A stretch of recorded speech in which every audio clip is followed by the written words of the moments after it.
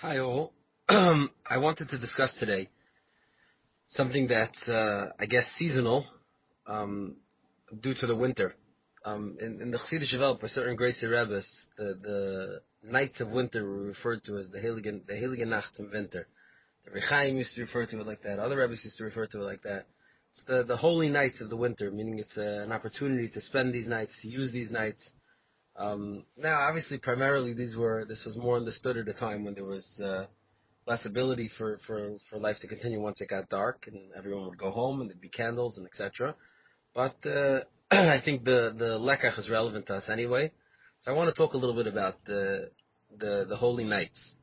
Now, what I'm referring to is the concept of limud atara b'layla, of learning specifically at night, particularly learning at night, and the special benefits and status that learning at night has.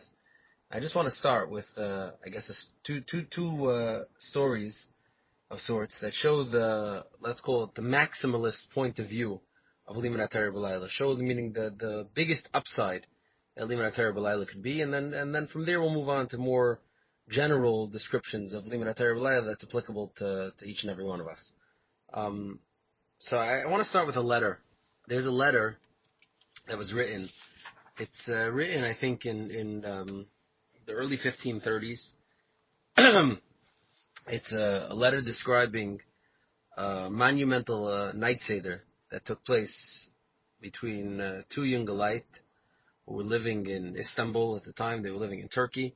They were living in Saloniki, I think, at the time, in Turkey.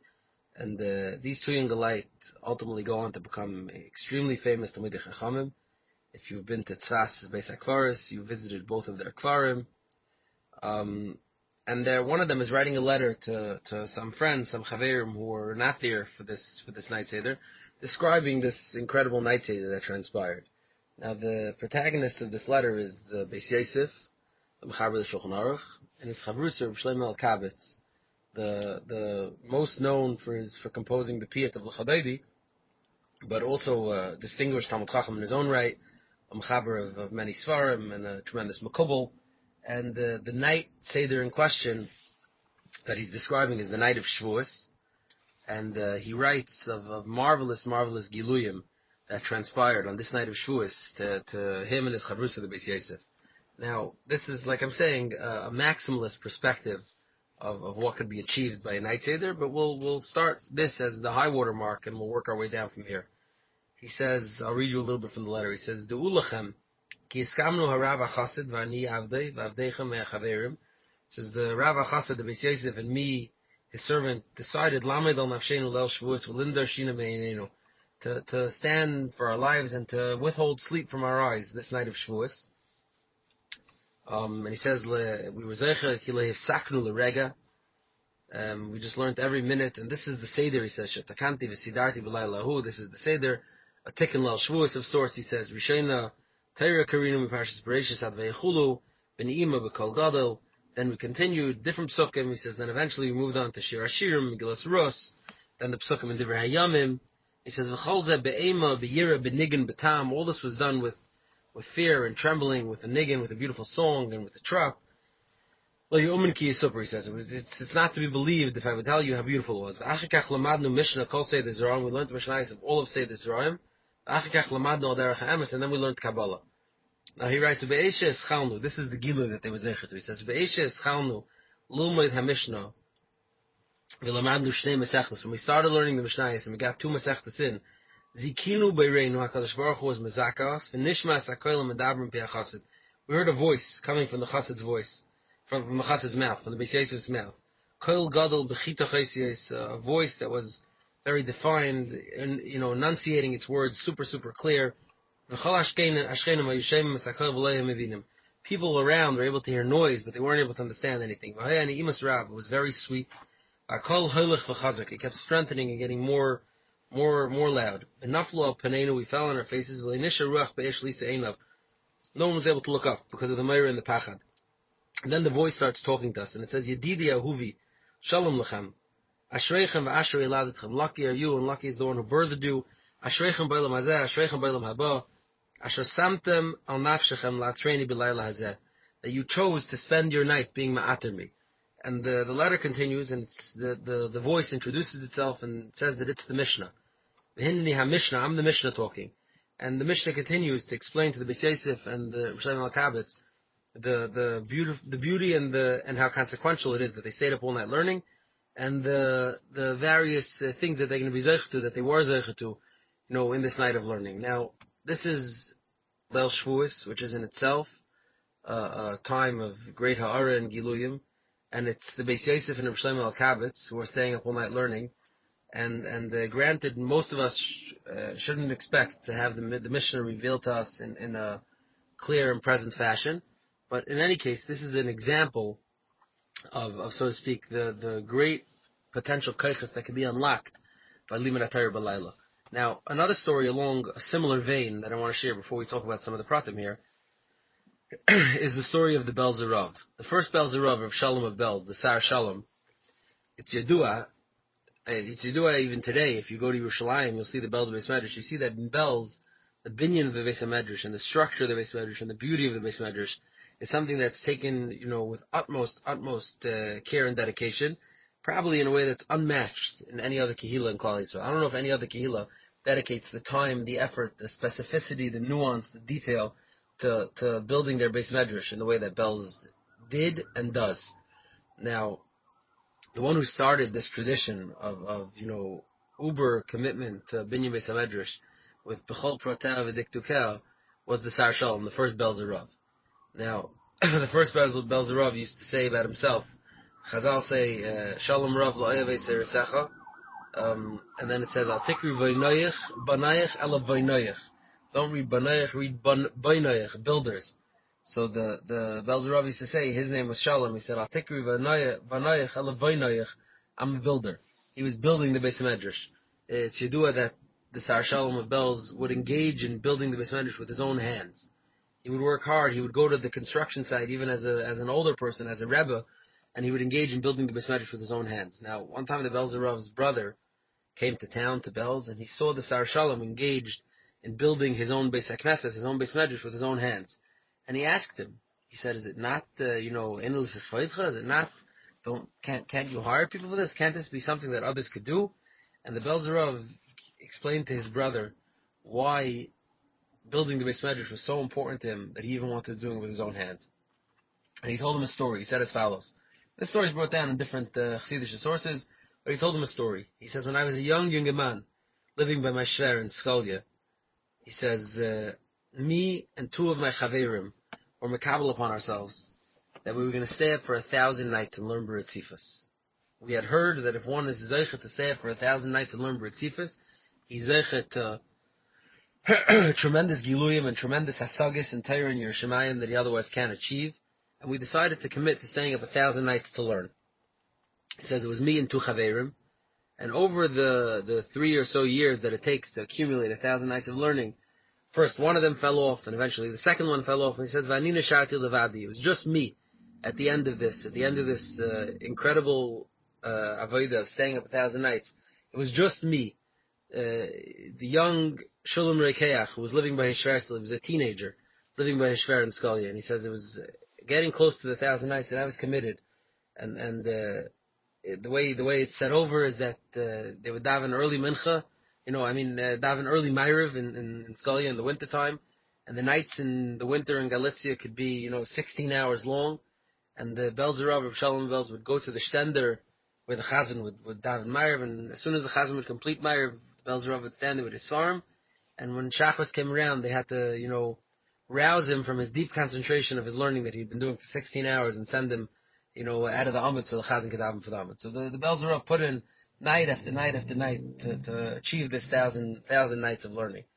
He says, the last night, I'm sitting in Beis Medrash and a storm that I've never seen or experienced, not before or after, blew through town. He said it was tearing up the shul. The windows were breaking. The door was swinging off the hinges. The wind was howling through the shul. And he says, I was overcome with fear. I was terrified. I wanted to go home. I wanted to leave, to hide myself.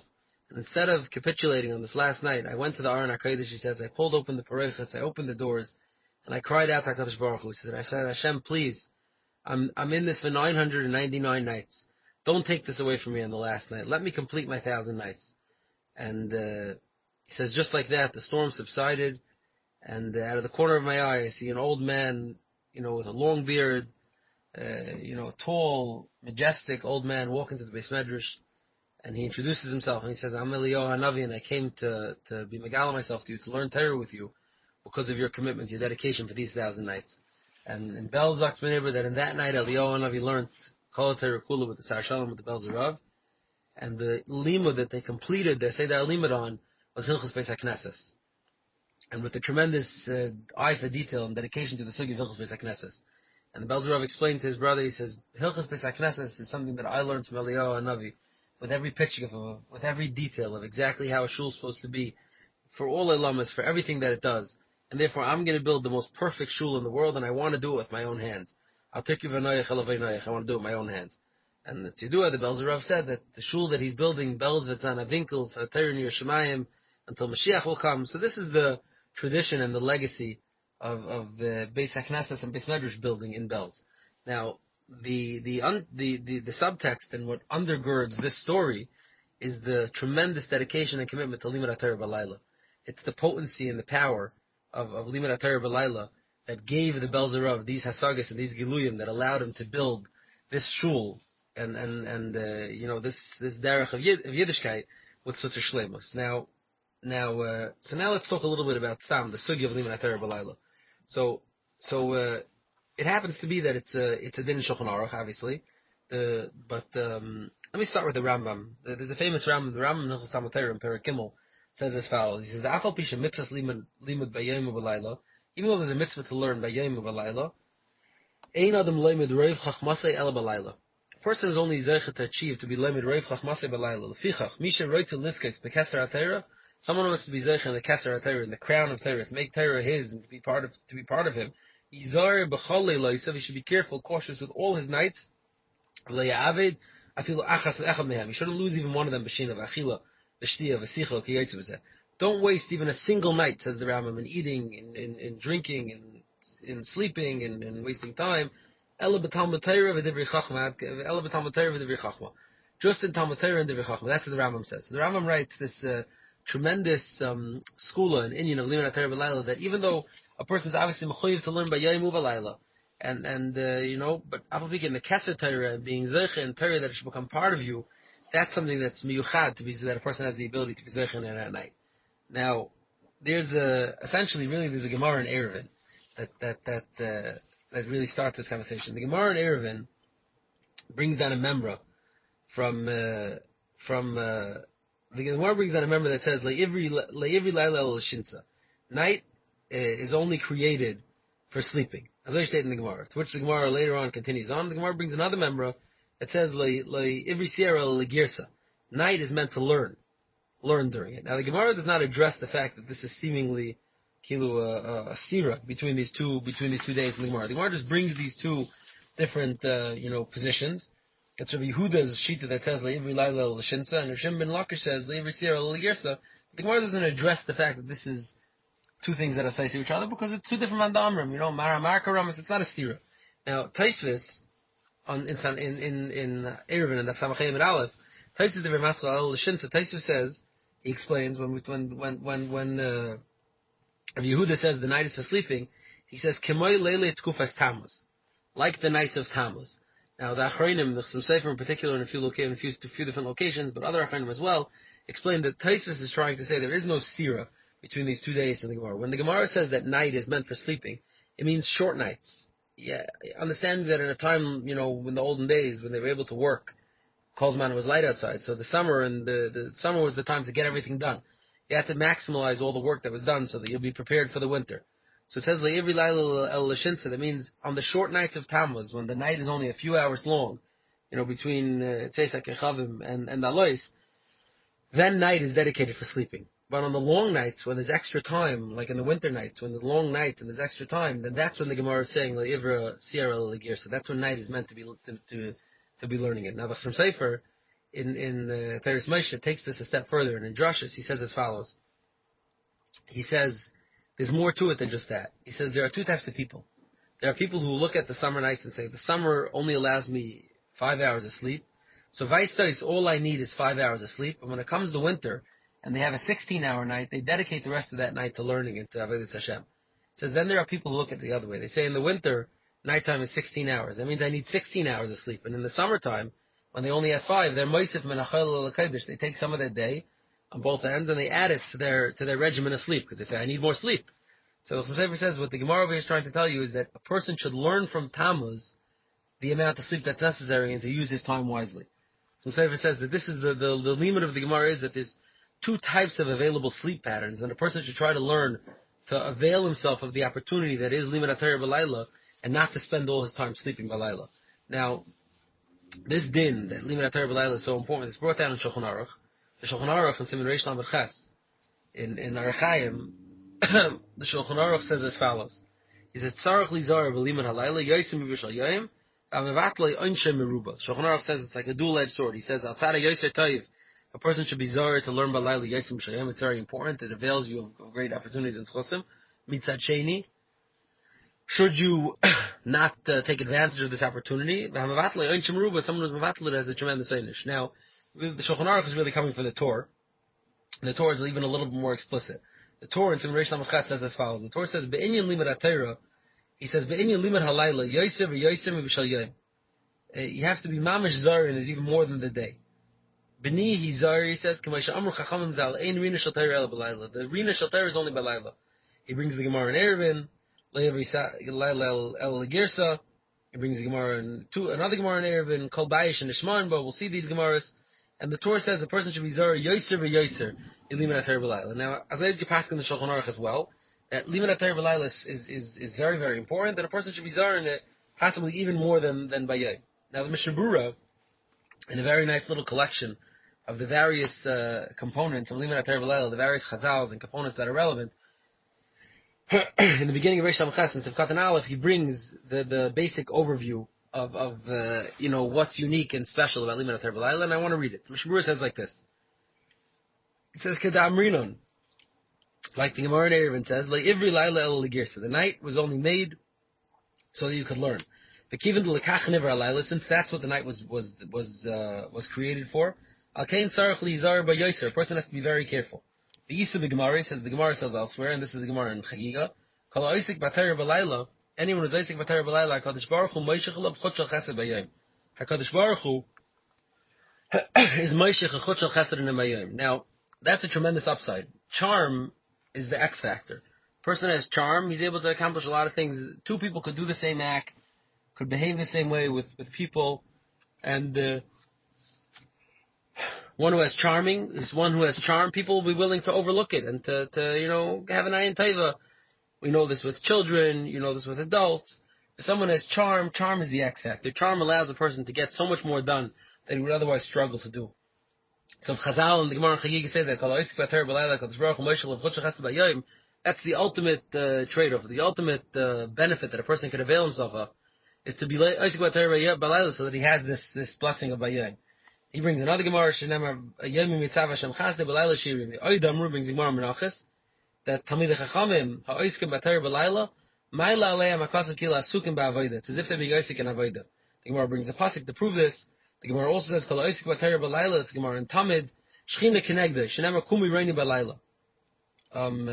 Then he brings the Rambam, and he brings the Ramah and Yeridea, that Haroitzel Lizkes, Bekisva Shel Torah, someone wants to be Zeicha, and the Kasva Shel Torah, Izar b'Cholei Loisav Leire, Abed Afilu Achas Mehem B'Sheina.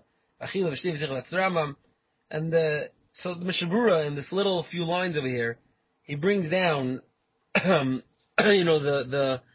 overview of the basic milas and opportunities that a person has available to himself through engaging in Limud HaTorah B'Layla. And then he says one more line, an important line. Umasha Kasav B'Cholei Loisav. This is the Mechaber says all his nights. Hainu Da'afilu B'Kayetz B'Layla Sektarim. Like the Chum Sefer, like you pointed out with Chum Sefer. Even in the nighttime, in the short nights, Kamei B'Tamuz, Sha'oz Nikva Halayla Ha'ikr L'Shina. We're there, I'll be the Gemara, the Iker nighttime is meant for sleeping in the summer when it's short. A person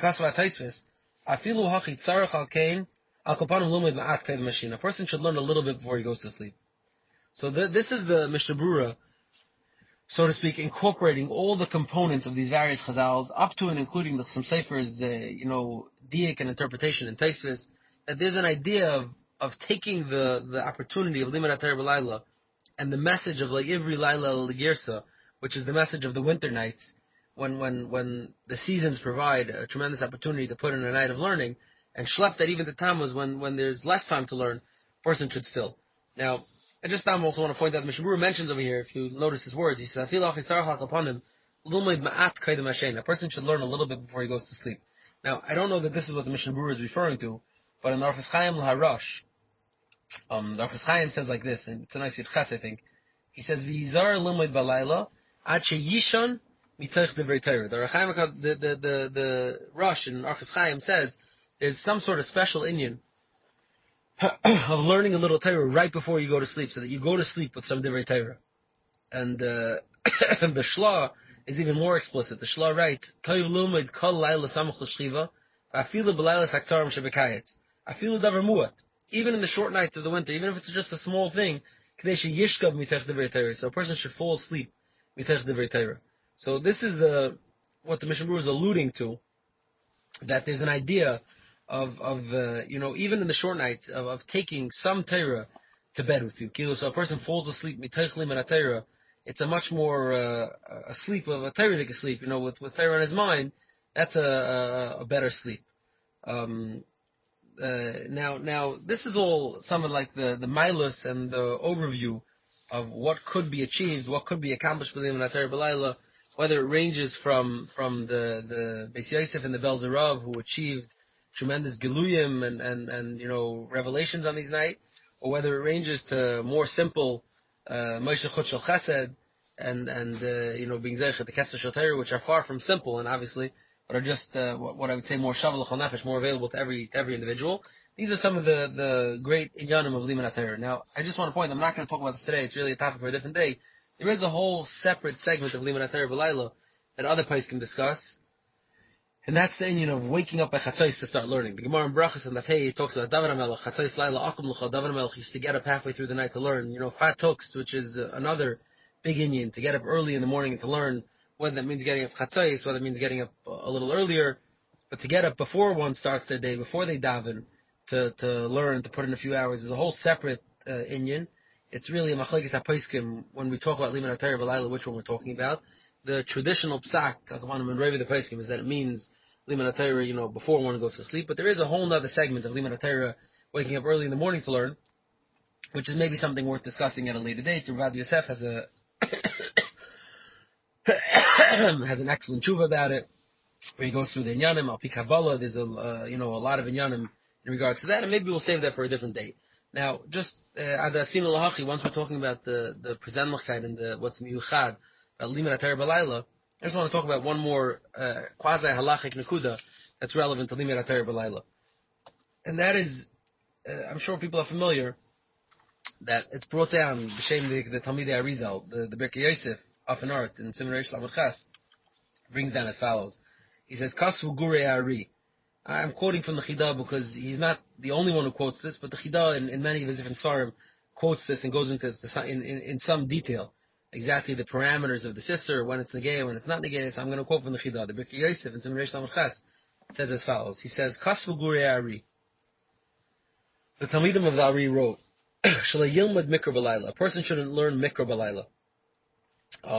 He brings V'hachi Muchach Mimamarim Zal B'Yal Katzayt Parshas Kisisa. There's a medrash that's a raya, and I'll share that in a second. That a person shouldn't learn Limud HaTorah Shebachsav Psukim B'Layla.